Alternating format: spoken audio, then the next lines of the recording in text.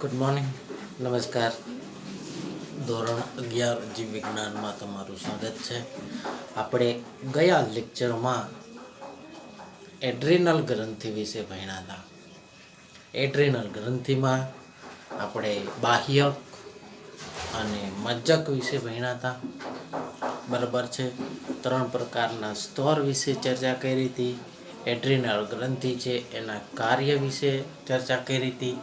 Adrenal ગ્રંથિમાંથી જો અંતઃસ્ત્રાવનો ઓછો સ્ત્રાવ થાય તો એડિશન્સ જેવા રોગ પણ થઈ શકે છે. એના વિશે પણ આપણે ચર્ચા કરી હતી. આજના લેક્ચરમાં આપણે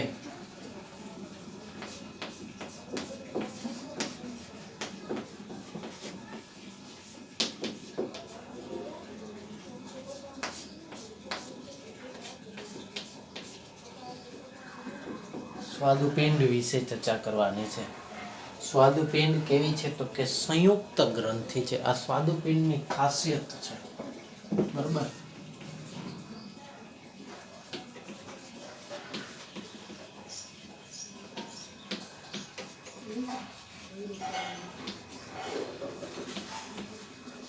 સંયુક્ત ગ્રંથિ છે. બરાબર છે. કેવી ગ્રંથિ છે? સંયુક્ત ગ્રંથિ છે. બરાબર છે. જે 2 પ્રકારના છે, બહિર્સ્ત્રાવી અને અંતઃસ્ત્રાવી છે. સ્વાદુપિંડનો અંતઃસ્ત્રાવી ભાગ લેંગરેન્સના કોષપુંજ ધરાવે છે. બરાબર છે.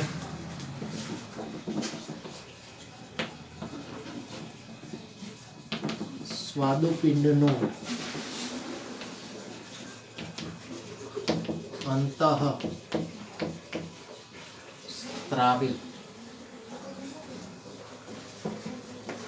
ભાગ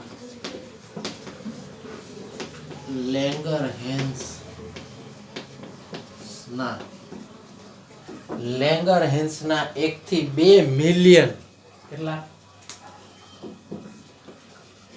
1 થી 2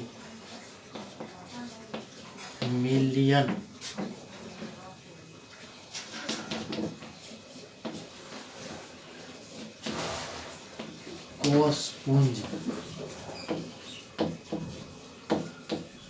કોષપુંજ એટલે કોષનો જથ્થો. બરાબર છે. સ્વાદુપિંડનો અંતઃસ્ત્રાવી ભાગ લેંગરહેન્સના કોષ આવેલા હોય છે. તમને 1 માર્કમાં પૂછાય કે લેંગરહેન્સના કોષપુંજો ક્યાં આવેલા છે, તો સ્વાદુપિંડમાં આવેલા છે અને અંતઃસ્ત્રાવી ભાગમાં આવેલા છે. કેટલા છે તો કે 1 થી 2 મિલિયન. બરાબર છે. આ લેંગરહેન્સના કોષપુંજો 2 પ્રકારના કોષો ધરાવે છે. બરાબર છે.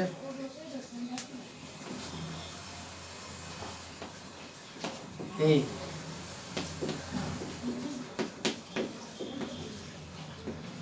બે પ્રકારના કોષો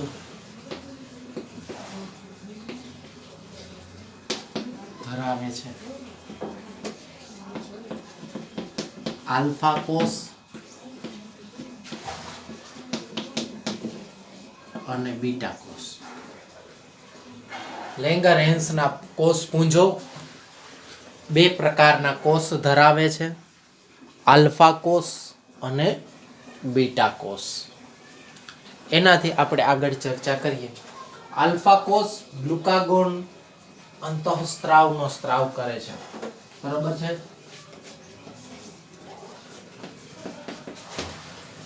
આલ્ફા કોષ ગ્લુકાગોન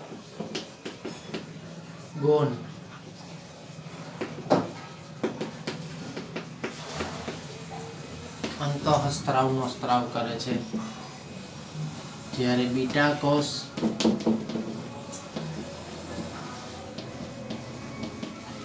ઇન્સ્યુલિન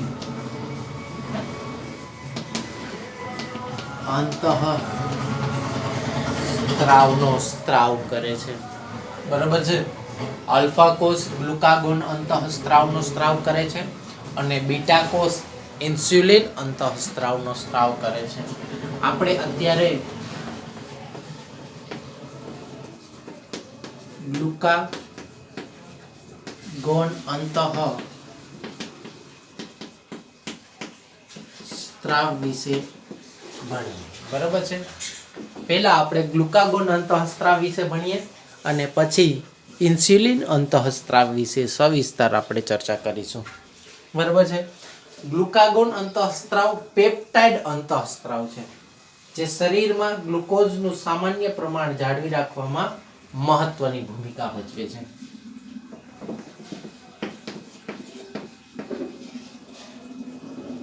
પેપ્ટાઇડ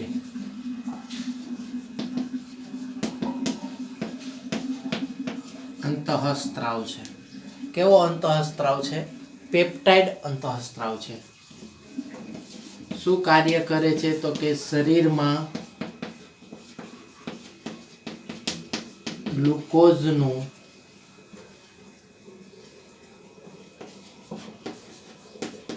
પ્રમાણ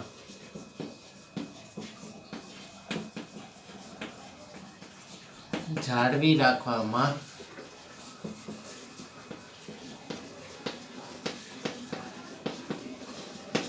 મદદ કરે છે. શરીરમાં ગ્લુકોઝનું પ્રમાણ જાળવી રાખવા માટે કોણ જવાબદાર છે? તો કે ગ્લુકાગોન અંતઃસ્ત્રાવ. ગ્લુકાગોન મુખ્યત્વે યકૃત કોષ ઉપર કાર્ય કરે છે. બરાબર છે. કેના ઉપર કાર્ય કરે છે? તો કે મુખ્યત્વે યકૃત કોષો પર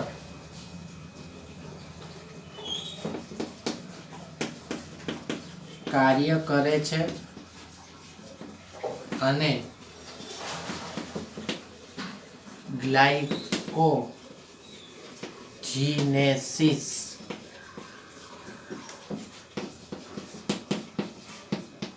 પ્રક્રિયાને ઉત્તેજે છે. બરાબર છે. ગ્લાયકોજીનેસિસ પ્રક્રિયાને ઉત્તેજી છે. બરાબર છે. જેના કારણે રુધિરમાં શર્કરાનું પ્રમાણ વધે છે.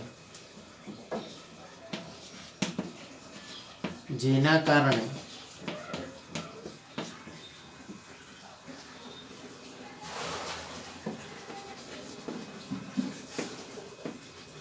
રુધિરમાં શર્કરાનું પ્રમાણ વધે છે.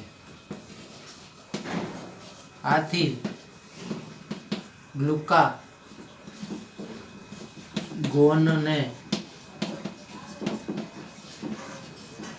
હાઇપર ગ્લાયસેમિક કહે છે. ગ્લાયસેમિક અંતઃસ્ત્રાવ કહેવાય છે. શરીરમાં ગ્લુકોઝના પ્રમાણને વધારવા માટે જવાબદાર છે. જેના કારણે ગ્લુકાગોન અંતઃસ્ત્રાવને હાઇપર ગ્લાયસેમિક અંતઃસ્ત્રાવ કહેવાય છે. બરાબર છે. ગ્લુકાગોન અંતઃસ્ત્રાવ શેના ઉપર કાર્ય કરે છે? તો એ ખાસ યાદ રાખવાનું છે. તમે નીટ અને ગુજકેટ માટે પણ આ પોઈન્ટ બહુ જ અગત્યનો છે. બરાબર છે. અતિશય અગત્યનો છે કે ગ્લુકાગોન અંતઃસ્ત્રાવ છે એ પેપ્ટાઇડ અંતઃસ્ત્રાવ છે. ગ્લુકાગોન અંતઃસ્ત્રાવ છે એ યકૃત કોષ ઉપર કાર્ય કરે છે. ગ્લુકાગોન અંતઃસ્ત્રાવ છે એ રુધિરમાં શર્કરાનું પ્રમાણ વધારે છે. આ યાદ રાખજો ભાઈ. બરાબર. બાળકો અહીંયા જ ભૂલ કરે છે. બરાબર છે. શર્કરાનું પ્રમાણ વધારવા માટે ગ્લુકાગોન અંતઃસ્ત્રાવ જવાબદાર છે. જેના કારણે ગ્લુકાગોન અંતઃસ્ત્રાવને હાઇપર ગ્લાયસેમિક અંતઃસ્ત્રાવ કહે છે. જેના કારણે ગ્લુકાગોન અંતઃસ્ત્રાવને હાઇપર ગ્લાયસેમિક અંતઃસ્ત્રાવ કહે છે. બરાબર છે. બીજો અંતઃસ્ત્રાવ ઇન્સ્યુલિન, બરોબર છે. એના વિશે હવે ભણીએ આપણે.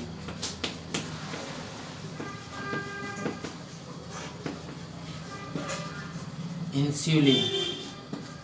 ઇન્સ્યુલિન અંતઃસ્ત્રાવ ક્યાંથી આવે છે? બીટા કોષમાંથી. ગ્લુકાગોન અંતઃસ્ત્રાવ ક્યાંથી આવે છે? આલ્ફા કોષમાંથી. આલ્ફા અને બીટા કોષ ક્યાં જોવા મળે છે?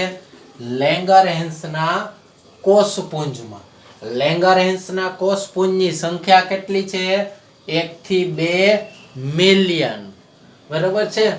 લેંગરહેન્સના કોષપુંજ આવ્યા ક્યાં છે? તો કે સ્વાદુપિંડના અંતઃસ્ત્રાવી ભાગમાં. કેટલા બધા ક્વેશ્ચન થઈ ગયા ભાઈ? થઈ ગયા ને? એક માર્કના, નીટના અને ગુજકેટના કેટલા બધા ક્વેશ્ચન થઈ ગયા. આ રીતના જ તૈયારી કરવાની હોય. નીટ અને ગુજકેટ કાંઈ વિદેશમાંથી નથી આવતું, બસ આ જ છે. નીટ એટલે આ જ છે. આ જ મટીરિયલ નીટનું છે, બરોબર છે. તૈયારી કરવાની છે આપણે, બરોબર છે.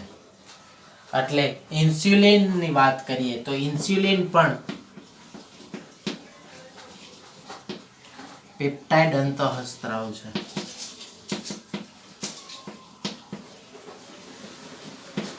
બરોબર છે. ઇન્સ્યુલિન પણ કેવું અંતઃસ્ત્રાવ છે? પેપ્ટાઇડ અંતઃસ્ત્રાવ છે. બરોબર છે. ઇન્સ્યુલિન મુખ્યત્વે વાત કરીએ આપણે હવે, જોજો.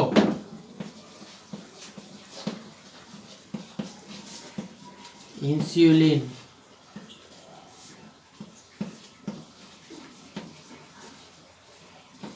મુખ્યત્વે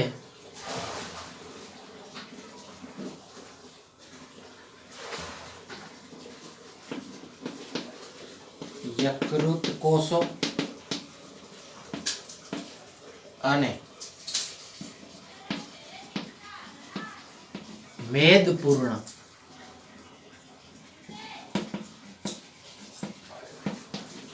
પેશીના કોષો પર કાર્ય કરે છે. બરાબર છે. શેની ઉપર કાર્ય કરે છે ભાઈ? તો કે યકૃત કોષો અને મેદપૂર્ણ પેશીના કોષો ઉપર કાર્ય કરે છે, જે ગ્લુકોઝના ગ્રહણ અને વપરાશમાં વધારો કરે છે. જે ગ્લુકોઝના ગ્રહણ અને વપરાશમાં વધારો કરે છે, જેના કારણે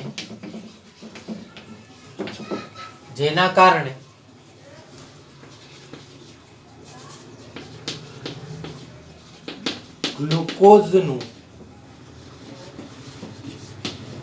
રુધિરમાં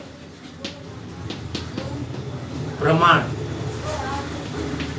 ઘટે છે. આથી ઇન્સ્યુલિનને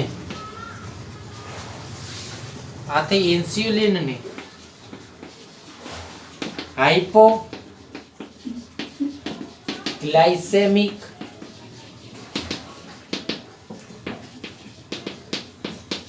અંતઃસ્ત્રાવ કહે છે. બરાબર છે.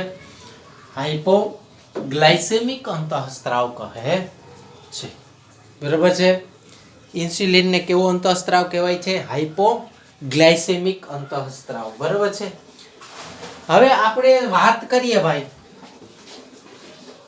આમ ગ્લુકાગોન અને ઇન્સ્યુલિન રુધિરમાં ગ્લુકોઝનું સમસ્થિતિ પ્રમાણ જાળવી રાખે છે. ગ્લુકાગોન શું કરે છે? વધારે છે. ઇન્સ્યુલિન શું કરે છે? ઘટાડે છે. એટલે બેયની સંયુક્ત અસર હેઠળ રુધિરમાં ગ્લુકોઝનું પ્રમાણ છે એ જળવાઈ રહે છે. બરોબર છે. એનાથી આપણે આગળ વાત કરીએ, જો ઇન્સ્યુલિન ના પ્રમાણમાં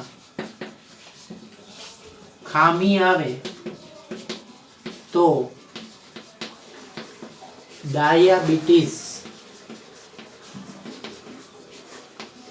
મેલિટસ નો રોગ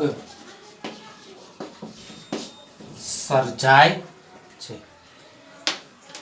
આ ડાયાબિટીસ નો રોગ છે એ કેવો રોગ છે? તો કે જટિલ રોગ છે, જેમાં મૂત્રમાં ગ્લુકોઝનું પ્રમાણ વહી જાય છે. આવો માણસ ની રોગ પ્રતિકારક શક્તિ નાબૂદ થઈ જાય છે. જો એ વ્યક્તિને ઘા પડે તો તરત મટતો નથી. ડાયાબિટીસ જેને થઈ હોય એના ધીરે ધીરે કરતા અંગ છે એ કામ કરતા પણ બંધ થઈ જાય છે. એટલે ડાયાબિટીસ છે એ ખરાબ એક બીમારી છે, જટિલ રોગ છે. એમાં શરીરનું ધ્યાન વધુ પડતું રાખવું પડે છે. બરાબર છે. સ્વાદુપિંડ અંતઃસ્ત્રાવી ગ્રંથિ વિશે આપણે ચર્ચા કરી. સ્વાદુપિંડ કેવી ગ્રંથિ છે? તો કે સંયુક્ત ગ્રંથિ છે. સ્વાદુપિંડ બે પ્રકારના ભાગ ધરાવે છે, બહિર્સ્ત્રાવી અને અંતઃસ્ત્રાવી. સ્વાદુપિંડનો અંતઃસ્ત્રાવી ભાગ છે એ લેંગરહેન્સના કોષપુંજ ધરાવે છે.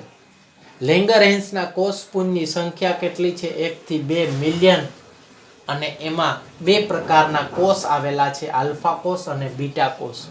આલ્ફા કોષ છે એ ગ્લુકાગોન અંતઃસ્ત્રાવ ધરાવે છે, બીટા કોષ ઇન્સ્યુલિન અંતઃસ્ત્રાવ ધરાવે છે. ગ્લુકાગોન અંતઃસ્ત્રાવ પેપ્ટાઇડ અંતઃસ્ત્રાવ છે, જે શરીરમાં ગ્લુકોઝનું પ્રમાણ જાળવી રાખવામાં મદદ કરે છે. મુખ્યત્વે યકૃત કોષ ઉપર કાર્ય કરે છે અને ગ્લાયકોજીનોલાઇસિસ અથવા ગ્લાયકોજીનેસિસ પ્રક્રિયાને ઉત્તેજી અને શર્કરાનું પ્રમાણ વધારે છે, જેના કારણે ગ્લુકાગોનને હાઇપરગ્લાયસેમિક અંતઃસ્ત્રાવ કહે છે.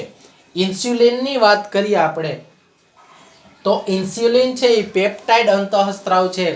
ઇન્સ્યુલિન મુખ્યત્વે યકૃત કોષો અને મેદપૂર્ણ કોષો ઉપર કાર્ય કરે છે. ઇન્સ્યુલિન છે એ ગ્લુકોઝને ગ્રહણ અને વપરાશમાં કામ કરે છે. જોજો, વપરાશમાં વધારો કરે છે, જેના કારણે ગ્લુકોઝનું રુધિરમાં પ્રમાણ ઘટવા લાગે છે. આથી ઇન્સ્યુલિનને હાઇપોગ્લાયસેમિક અંતઃસ્ત્રાવ કહે છે. ગ્લુકાગોનને શું કહેવાય? હાઇપરગ્લાયસેમિક. ઇન્સ્યુલિનને શું કહેવાય? હાઇપોગ્લાયસેમિક. ગ્લુકાગોન છે એ શેના ઉપર કાર્ય કરે? યકૃત કોષ ઉપર. ઇન્સ્યુલિન છે એ શેના ઉપર કાર્ય કરે? તો કે શેના ઉપર કાર્ય કરે? યકૃત કોષો અને મેદપૂર્ણ કોષો ઉપર. રેડી છે? ગ્લુકાગોન શેમાંથી આવે? આલ્ફા કોષમાંથી. આ ઇન્સ્યુલિન શેમાંથી આવે? બીટા કોષમાંથી. બરાબર છે. જો ઇન્સ્યુલિનનું પ્રમાણ શરીરમાં ઘટી જાય તો શરીરમાં ડાયાબિટીસ મેલિટસ નામનો જટિલ રોગ થાય છે. એના લક્ષણો પણ મેં તમને જણાવી દીધા છે. બરાબર છે. તો આ રીતના સ્વાદુપિંડ ગ્રંથિ સવિસ્તાર સમજાવો. બરાબર છે. કાંઈ ક્વેરી હોય તો પણ જણાવજો. બરાબર.